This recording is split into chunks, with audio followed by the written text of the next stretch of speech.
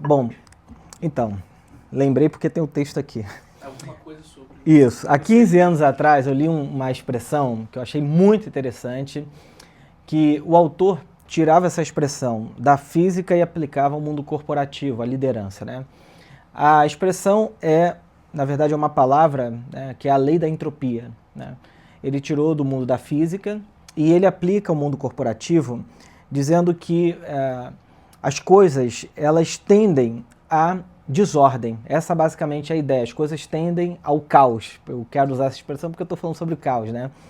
E eu achei interessante porque ele pega essa ideia da física e aplica a nossa compreensão de liderança, de vida, de... Eu não preciso de microfone, né? Não sei porque que ele está aqui.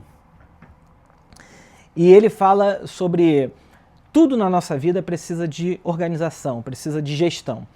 Então ele diz, olha, se você não se coloca, se você deixa as coisas do jeito que estão, elas tendem a piorar, elas tendem a se desorganizar, a se perder.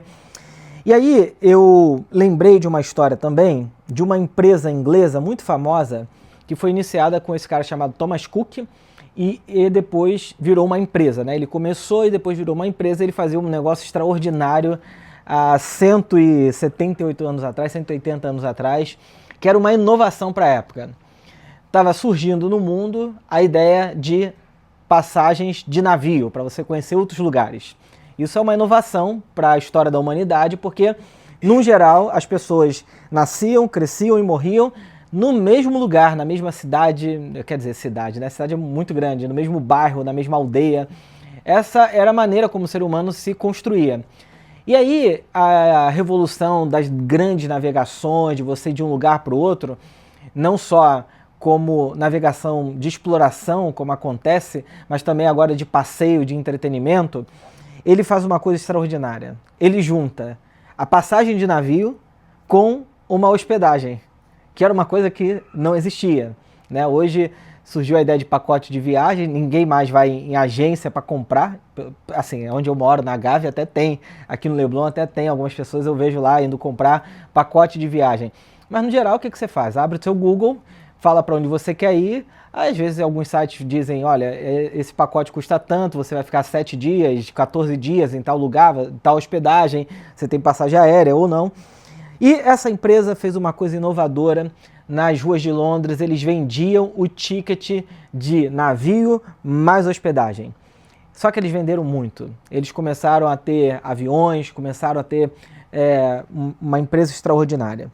Essa empresa, que surgiu em 1841, depois de 178 anos, a empresa faliu. Por que você acha que a empresa faliu? O que você acha que aconteceu? Uma empresa não se modernizou. O que ela quis tentar fazer? Continuar vendendo pacote de viagem na mão das pessoas que passavam pelas ruas. No mundo de internet, rede social, venda de... que hoje os sites de venda cheios de inteligência artificial para achar a pessoa correta, um negócio extraordinário. E por quê? Porque eles tentaram manter as coisas do mesmo jeito que começaram, vendendo os tickets do mesmo jeito, na rua, acreditando que aquilo que eles fizeram um dia lá atrás se manteria por osmose, e isso não acontece. Uma empresa que foi inovadora faliu, né? Então, a ideia aqui é a entropia. As coisas que permanecem do mesmo lugar, do mesmo modo, do mesmo jeito, elas tendem à degradação, à piora, a acabar.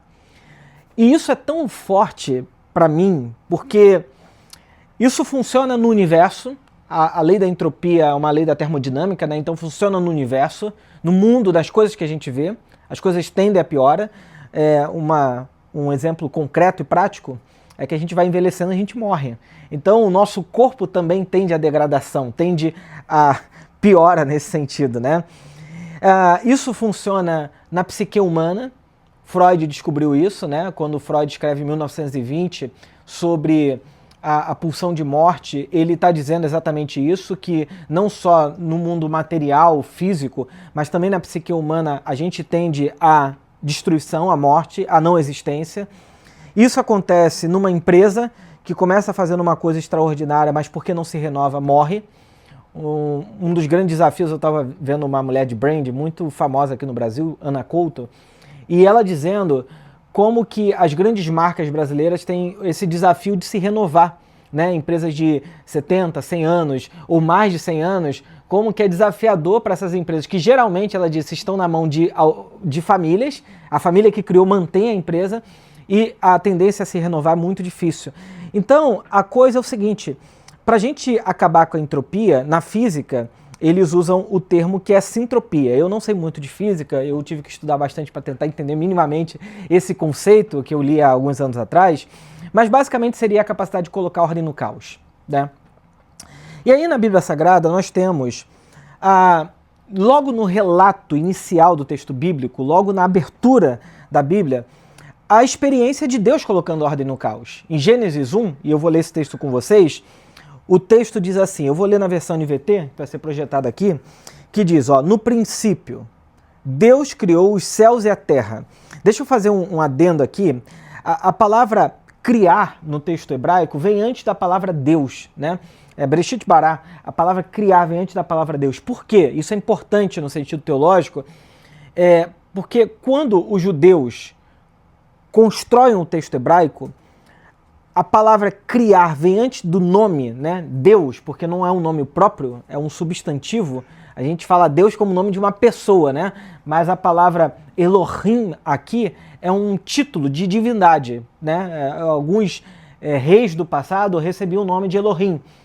Por quê? Para a Bíblia, Deus é o que ele faz. Deus não é reconhecido pelo seu nome próprio. Isso é uma coisa muito moderna. Você chamar a pessoa pelo nome, ela falar, opa, estou aqui.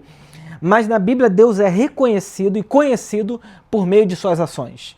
Então, a palavra bará, criar, ela tem todo sentido porque Deus é o que ele faz. E essa é a lógica do Antigo Testamento e é a lógica do Novo Testamento também. Por exemplo, quando os discípulos de João Batista vão procurar Jesus, eles chegam para Jesus e perguntam assim, mestre, você é o Messias que nós estávamos esperando ou nós devemos aguardar outro? João Batista manda perguntar isso. E Jesus responde dizendo, o que vocês estão vendo? Os coxos andam, os cegos veem e os doentes são curados. Jesus, ele está usando essa lógica do Antigo Testamento de que eu sou aquilo que eu faço. Eu não sou aquilo que eu penso, eu não sou aquilo que eu discurso, eu sou aquilo que eu faço. Então olha para o que eu faço e você vai chegar ao resultado do que você está perguntando. Ele não responde, sou eu, prazer, Messias, Jesus Cristo, nasci ele. Não, ele fala, eu sou aquilo que eu faço. E aí o texto diz, a terra era sem forma e vazia, e a escuridão cobria as águas profundas, e o Espírito de Deus se movia sobre a superfície das águas. Então Deus disse, haja luz. E aí eu vou ler também a parte final desse texto, que é lá no capítulo 2, que diz assim, desse modo, completou-se a criação dos céus e da terra e de tudo que nelas há. No 7º dia, Deus havia terminado sua obra de criação e descansou de todo o seu trabalho. Deus abençoou o 7º dia e o declarou santo, pois foi o dia em que ele descansou de toda a sua obra de criação. Esse é o relato da criação dos céus e da terra. Bom, a Bíblia, ela começa com um relato do que nós chamamos de caos primordial. O caos primordial é essa expressão do hebraico, a terra estava sem forma e vazia. No hebraico se diz tohu vavohu, que era um caos, literalmente. A ideia é basicamente um lugar desolado, caótico, inóspito, que não tem vida, que não tem propensão à vida, que não tem nada.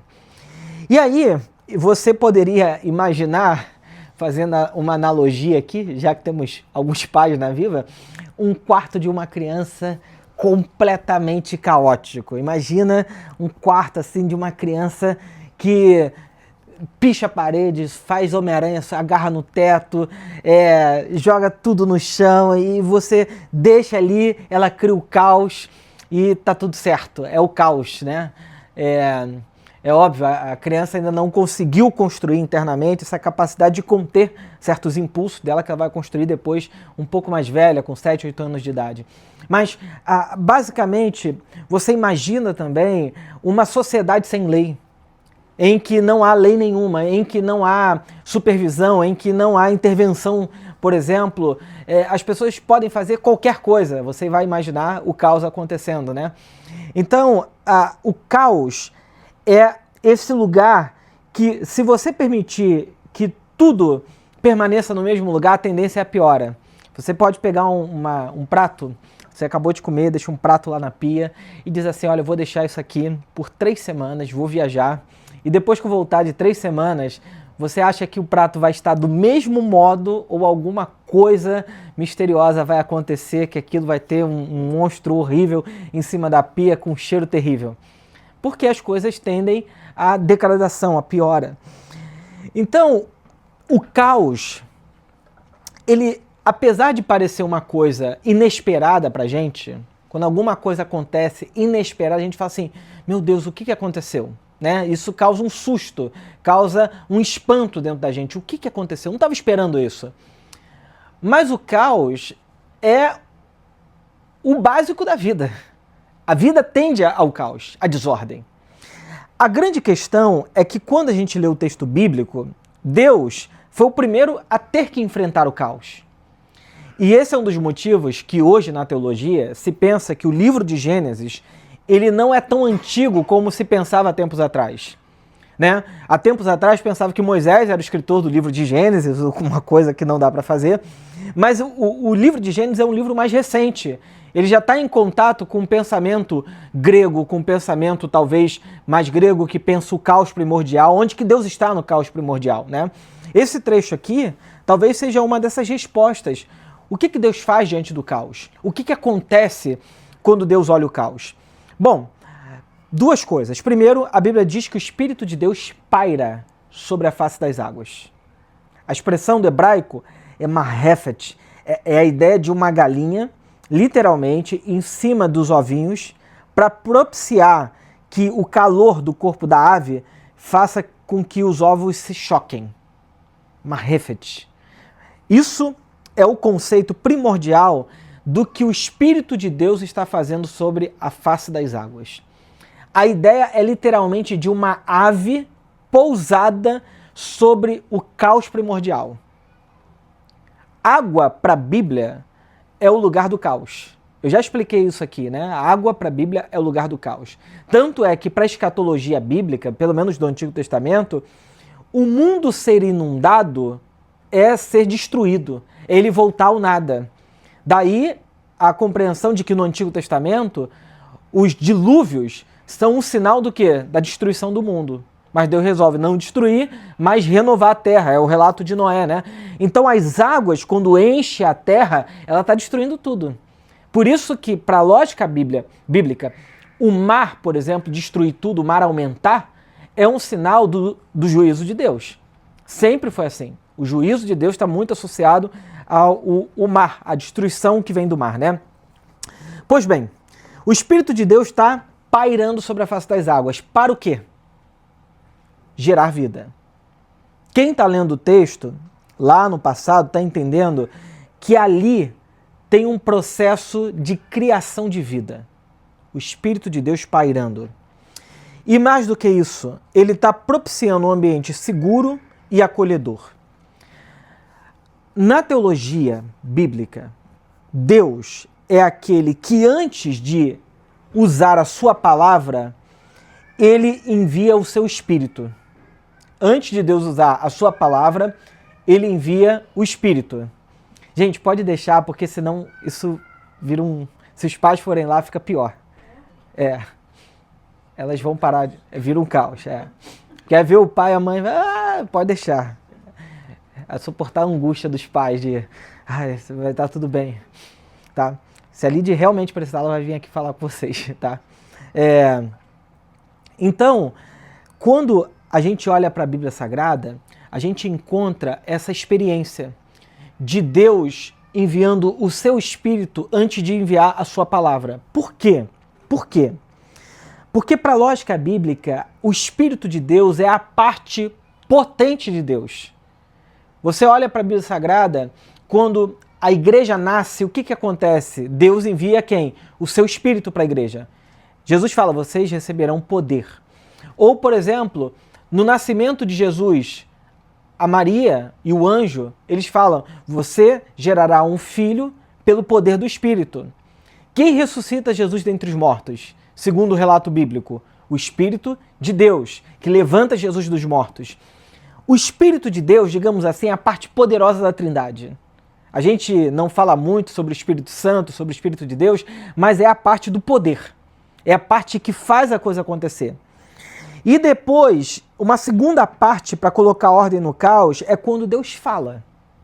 Haja, né? E é interessante que a palavra de Deus, no relato da criação em toda a Bíblia, ela não é um aviso, um anúncio, não é uma informação. Deus não fala para depois fazer. Ele não diz, olha, eu vou fazer isso, isso, isso, bota no planejamento, anota que você vai ver eu fazer. Não, a palavra de Deus já é a ação de Deus. Se Deus fala, é porque aquilo já vai acontecer.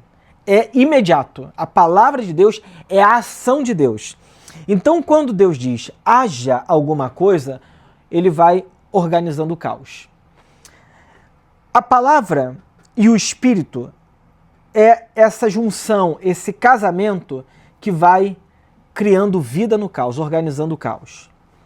O caos, ele pode ser o pré-anúncio de vida para a gente, ou o caos pode ser o pré-anúncio da destruição. Por isso que hoje eu quero pensar com vocês 3 motivos para a gente poder pensar ordem para o nosso caos. Como é que a gente lida com isso? Porque aqui a gente está lendo um texto que todos nós conhecemos muito bem, todos nós aqui somos cristãos, lemos a Bíblia, conhecemos a palavra. A grande questão é como é que esse texto ajuda a gente a organizar o nosso caos de vida. Quando tudo parece sair do lugar, quando as coisas parecem entrar em desordem, quando eu não sei o que fazer.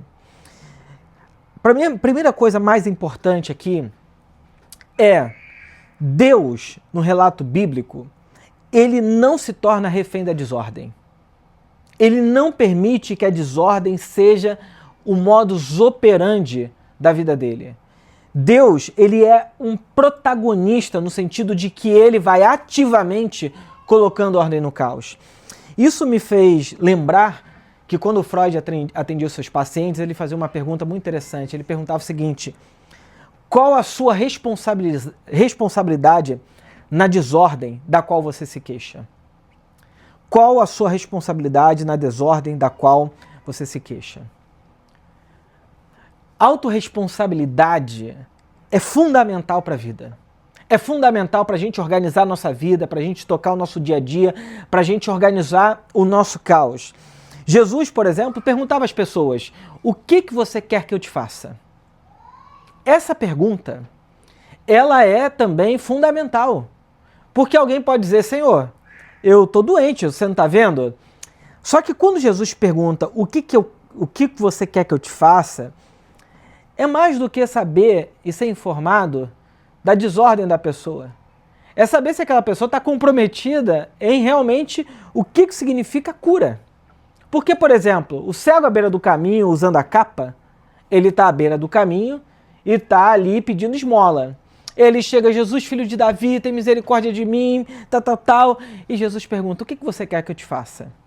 Todo mundo poderia dizer: Senhor, você não está vendo que ele é cego? Olha a situação dele. Mas a pergunta de Jesus é sempre uma pergunta que coloca o sujeito diante da sua própria vida, da sua decisão. Por quê? Se aquele camarada fala: eu quero ser curado, a capa que o Império Romano deu para ele para ser um pedidor de esmola oficial do Império, ele teria que jogar fora e ele teria que mudar de vida. Quer ser curado mesmo? Quero. Saiba do seguinte: você não vai poder continuar nessa situação. Você não vai poder continuar com esses ganhos secundários. Então, milagre sem implicação, cura sem autorresponsabilidade e transformação sem processo não produz vida. Eu diria que o doente, para se curar, ele tem que querer muito, mas muito mesmo.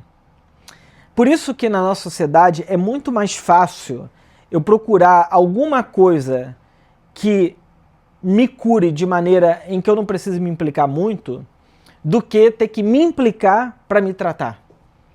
E daí, por exemplo, toda a indústria farmacêutica oferecendo cada vez mais remédios para tratamento supostamente de saúde mental, que na verdade só ameniza sintoma e que nem sempre ameniza, dizendo o seguinte: tome isso aqui e você vai ficar bem.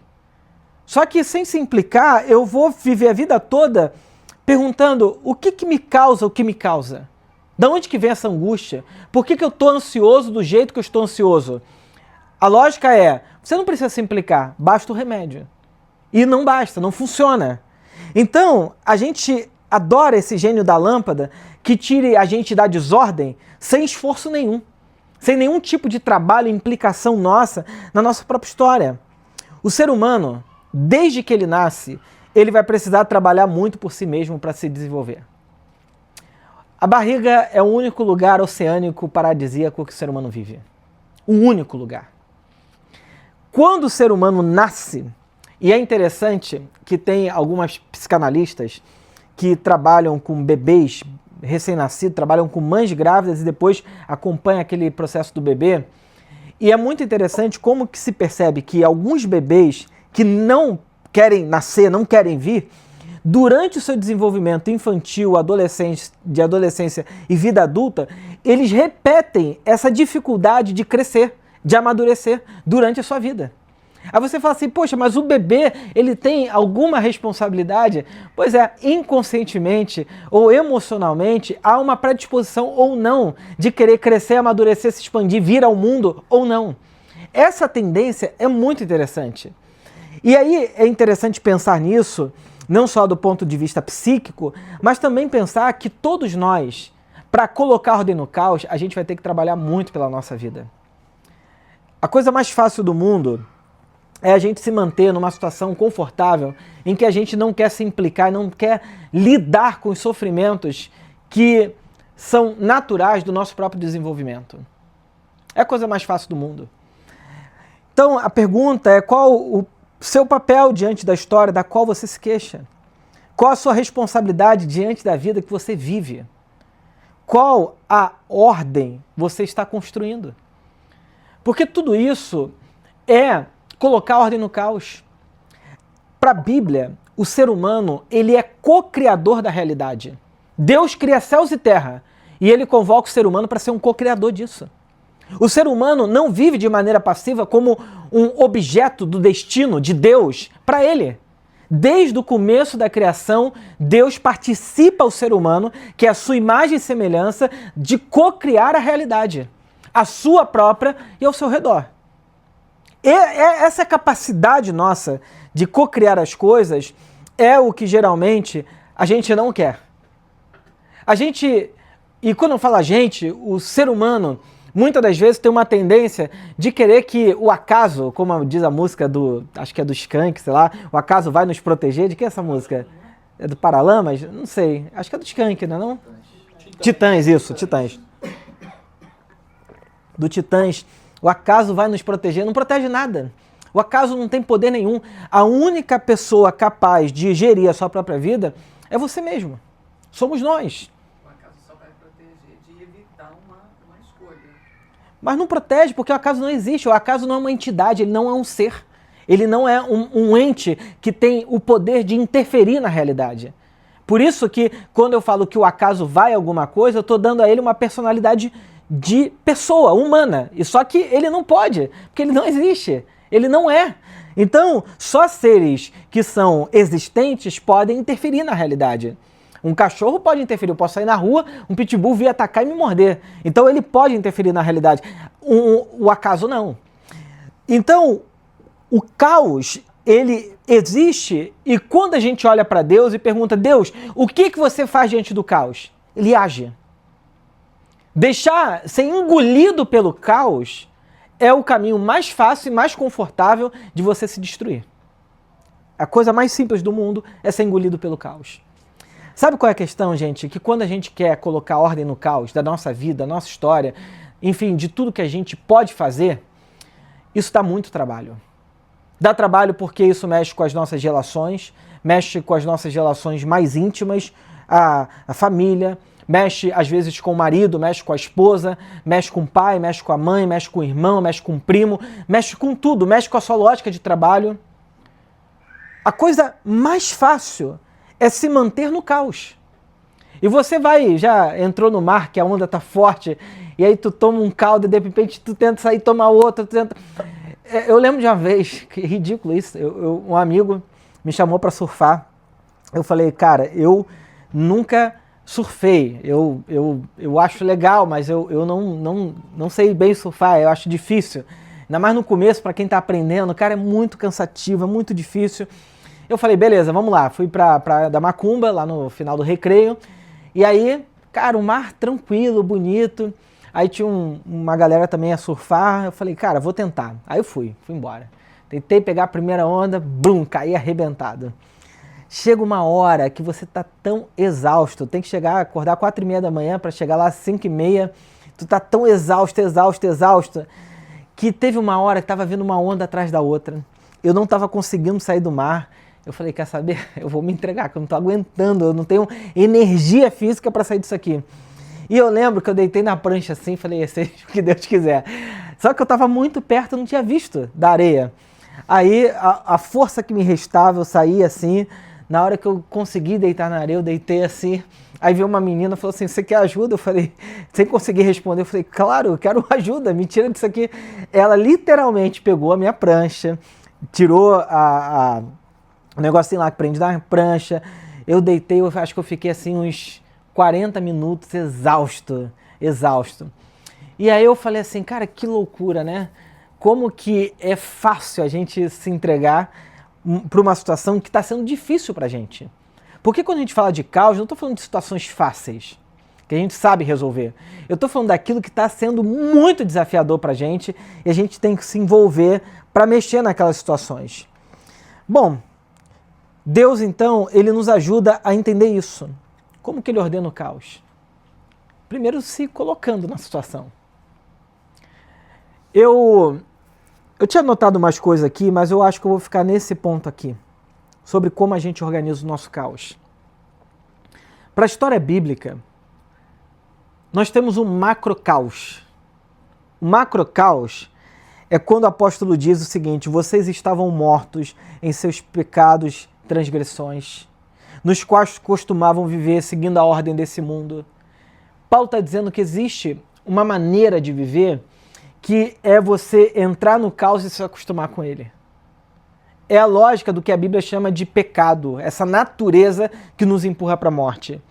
Pecado para a Bíblia não é uma coisa simplesmente que eu faço ou deixo de fazer. Pecado para a Bíblia é um modus operandi de vida. É uma força de morte que nos empurra para a morte. A Bíblia chama isso da força do pecado, a natureza do pecado, que empurra toda a humanidade para a morte. Só que Paulo também diz que pela graça vocês foram salvos dessa realidade caótica da morte e do pecado. Todo cristão, todos aqueles que estão em Cristo, foram chamados para viver uma vida ressuscitada, de vida para vida. Para ser agentes, como Jesus falou, de sal da terra e de luz do mundo, para colocar ordem no caos. Não é uma ordem de cima para baixo, tipo da política para a população. É, primeiro, no nosso caos aqui, no nosso metro quadrado.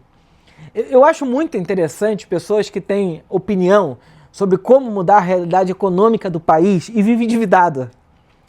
Eu não consigo lidar com essa lógica de gente que sabe resolver o problema do mundo, mas não resolve o único metro quadrado que ela realmente seria capaz de resolver. Não tem como. Então, eu estou cada vez mais colocado nessa situação do caos, porque eu diria o seguinte, o caos vai sempre existir na nossa vida. É inevitável. É uma coisa que tende a. Além da entropia, ela diz isso. Todas as coisas tendem a. Não é que talvez, não é que possivelmente aconteça, tudo tende ao caos. A grande questão é como que a gente vai lidar com isso? Como que você se coloca diante do caos? Sendo atravessado, sendo inundado, sendo mergulhado nele? Ou se colocando como alguém que é agente de construção da ordem da sua própria história, da sua vida. A fé cristã, ela pode ser entendida de duas maneiras. Ela pode ser entendida como um meio pelo qual nós construímos uma religião correta. O cristianismo pode ser entendido dessa maneira. E aí fica uma disputa de religião A versus B. Eu acho que a lógica sistêmica do evangelho, ela relativiza e põe fim a toda a lógica religiosa. Eu acho isso. Porque é uma superação das lógicas da religião. Então, a lógica das religiões, no geral, é de causa e efeito, as kármicas ou não. O que você faz, você paga. O que você planta, você colhe. A lógica do evangelho, como já disse o Rubem Alves, né, há muitos anos atrás, quando ele escreve o texto da esperança, eu gosto muito dessa ideia do Rubem Alves, que ele diz assim: Deus não soma créditos, e débitos. Isso é, quando você acerta, Deus, ponto, vai ganhar uma passagem para o céu de primeira classe. Parabéns, que grande homem. Mas quando você erra, Deus não fala, você vai se ver comigo.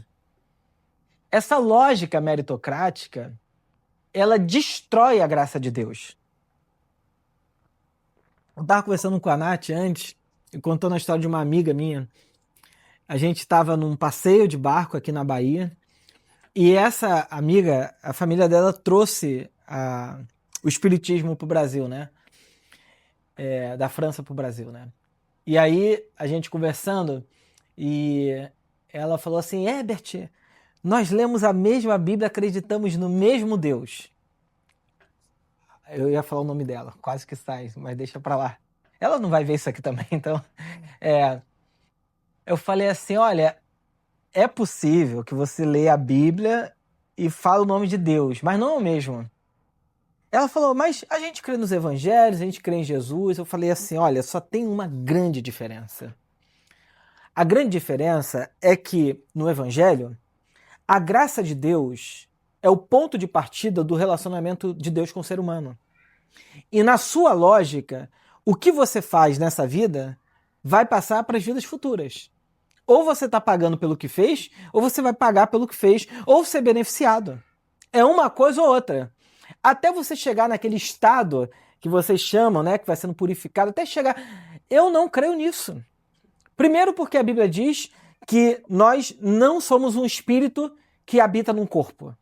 Essa lógica platônica que entrou na corrente sanguínea da igreja, ela é um desastre.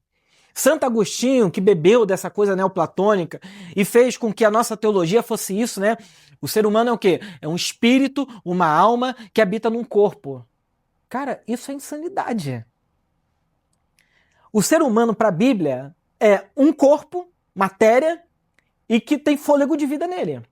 É um todo, é um ser holístico. É um ser completo, total, inteiro. Jesus, quando nasceu, ele não nasceu em espírito, ele nasceu em carne, comeu, bebeu, e quando ressuscitou, não ressuscitou em espírito, ressuscitou em carne. A teologia cristã diz assim, ó, eu sou um corpo. E esse corpo, ele é perecível. A esperança cristã é a ressurreição do corpo. Não é a eternidade da alma. Isso é Platão. A esperança cristã é a ressurreição do corpo. 1 Coríntios 15, certo? E a esperança cristã é que a vida é uma só. É o que diz Hebreus. Depois o ser humano morre, depois disso a Bíblia diz que vem um juízo. É isso. Acabou. Então, diante dessa vida que nós temos, se nós vivermos pela lógica do mérito e demérito, da causa e efeito, eu nunca vou viver uma vida da graça. E é engraçado, né? Porque eu lido assim ativamente com a igreja desde muito novo. Trabalhava na igreja local, adolescente, depois fui para a faculdade de teologia, trabalhei na igreja local, sendo pastor acadêmico, lá em São Paulo chama assim, né? Os 4 anos de faculdade, lidando com gente. E nesses anos todos, o que mais me chama a atenção na lógica da igreja é que a maior parte das pessoas não acredita num Deus gracioso. Não acredita. A gente canta bondade de Deus, Deus é gracioso, Deus é bom, tal, tal, tal, mas no fundo, a nossa lógica é de mérito, de recompensa, de causa e efeito. O que eu faço, eu pago. Essa é a lógica. Se alguma coisa acontece fora disso, eu desespero. Se alguma coisa ruim está acontecendo na minha vida, eu falo, é porque alguma coisa eu tenho que fazer, eu tenho que mudar. Deus está falando comigo. Ao invés de eu dizer o seguinte, olha, o caos é a tendência natural da vida. Quando eu olho para a Bíblia, Deus não tinha feito nada para que o caos primordial existisse.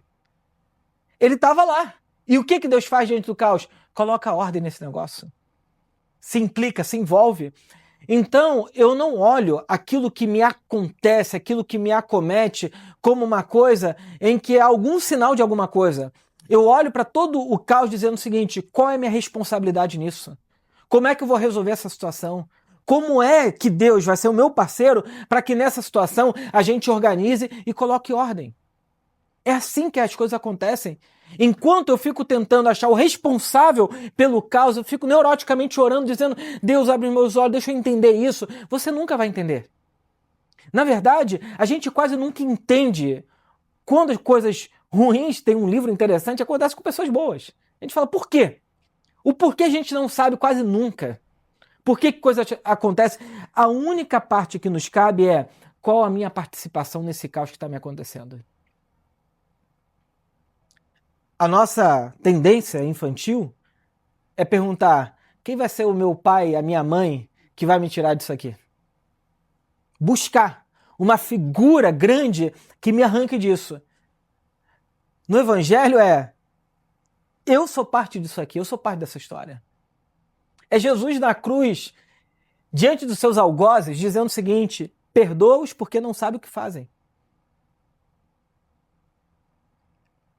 A lógica de Jesus é muito poderosa, a vida de Jesus é muito poderosa.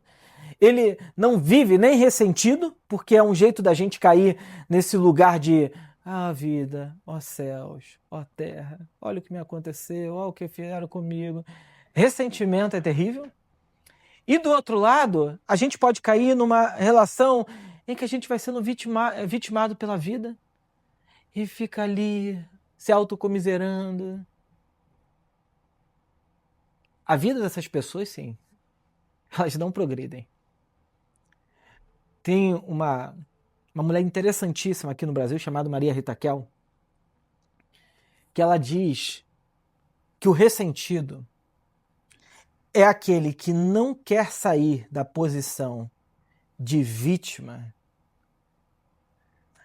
porque acredita que algum outro lhe deve tirar dessa posição. Enquanto fulano não vier me pedir desculpa, eu vou ficar aqui, ó.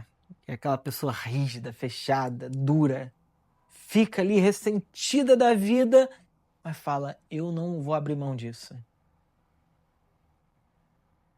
Existem vítimas reais na sociedade. Quem sofre racismo é uma vítima de uma sociedade violenta, racista, terrível. E existem pessoas que gostam de viver emocionalmente em lugares de vítima. Uma coisa é uma coisa, outra coisa é outra coisa. Um escolhe estar nesse lugar. O outro, uma lógica sistêmica de sociedade, coloca as pessoas naquele lugar. É muito diferente. Eu estou dizendo dessas pessoas que escolhem viver nesse mundinho do sofrimento, do ressentimento, sem se enxergarem como protagonistas do seu próprio caos. Bom, eu vou terminar e dizendo o seguinte: quando a gente olha para Deus, a gente pode aprender com Deus porque nós somos imagem e semelhança de Deus.